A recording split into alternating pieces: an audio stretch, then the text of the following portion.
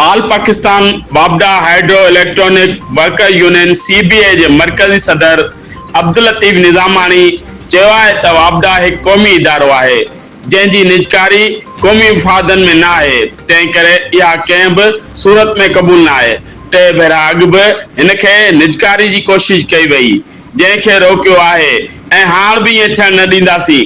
अहिड़नि ख़्यालनि जो इज़हार टंडोलिया जी एसको ऑफिस में थींदड़ हिकु अहम तकरीब दौरान मीडिया सां ॻाल्हाईंदे कयो। हुन चयो त इदारे में 60,000 जायूं ख़ाली आहिनि, जंहिंमें 1100 खां वधीक मीटर रीडरनि जूं आहिनि। 45 सैकड़ो स्टाफ बिना कंहिं सिक्योरिटी जे पंहिंजा फ़राइज़ अंजाम ॾेई रहियो आहे, अवाम खे बिजली जी सहूलियत फराहम करे रहियो आहे।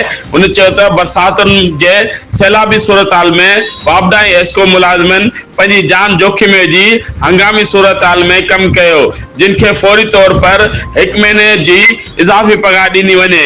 हुन वधीक चयो त असां सदाई इदारे ऐं पोरियतनि जे हक़ जी सरबुलंदी लाइ काविशूं करे रहिया आहियूं। 6 भेरा अॻु बि रेफरेंडम खटे चुका आहियूं ऐं हाणे बि अलाह चाहियो त सोभारो थींदासीं। हुन चयो त 14 लख खां वधीक बिजली सार्फिन आहिनि ऐं स्टाफ घटि आहे, उन जे बावजूदि बिजली जी सहूलियत मुहैया करे रहिया आहियूं।